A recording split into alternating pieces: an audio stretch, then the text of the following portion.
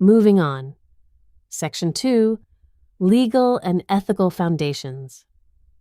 In this section, we'll explore the legal and ethical foundations of supervision. Supervision does not exist outside of its regulatory context. Pre-licensed clinicians work under another's license. The supervisor becomes accountable for ethical judgment, for scope of practice, and for documentation. The regulatory landscape is increasingly complex. Agencies may prioritize productivity over ethical care. Telehealth may obscure environmental realities. Digital communication may introduce confidentiality risks. The supervisor must function as an anchor, modeling both precision and restraint. At minimum, supervisees must understand confidentiality, duty to protect, mandated reporting, documentation standards, and the limits of privilege. But knowledge alone is not sufficient. Many supervisees struggle with application, particularly when ethical demands conflict with cultural realities.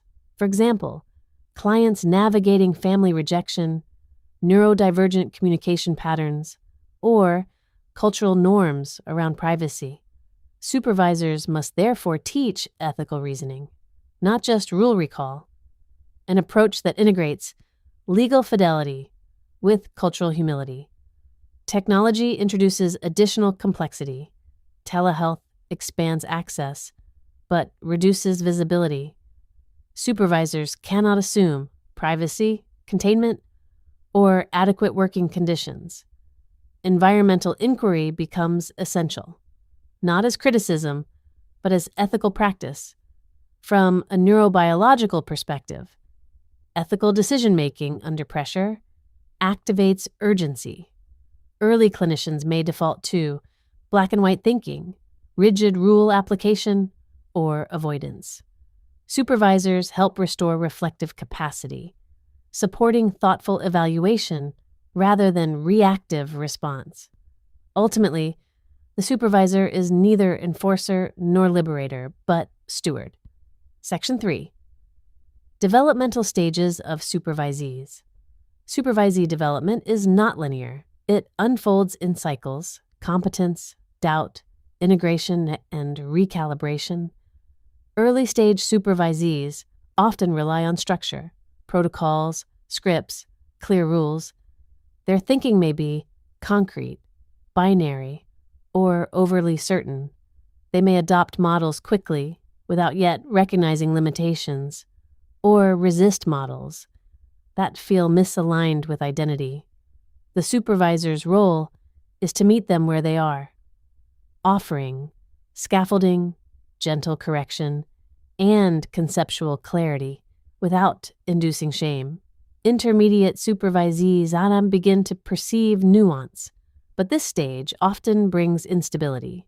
They may overestimate their capacity or become demoralized, particularly when working with trauma, complex cases, or systemic constraints. Supervisors help them tolerate uncertainty and normalize fluctuation. This stage also requires attention to bias. Supervisees may unconsciously pathologize differences in communication, affect, or cultural expression. Supervision expands awareness without accusation. Advanced supervisees show increasing independence but still require structure. At this stage, supervision refines clinical voice, cultural humility, and countertransference awareness. Supervisors may also support identity integration across gender, race, neurotype, values, and lived experience. The goal is not neutrality, but awareness. From a neurodevelopmental perspective, growth involves increasing flexibility, moving from rule-based thinking to adaptive reasoning. Supervisors model this through curiosity, patience, and tolerance for ambiguity. Development is always contextual. Family, culture, history, and power dynamics all shape how supervision is experienced. Adaptive supervision recognizes this without losing clarity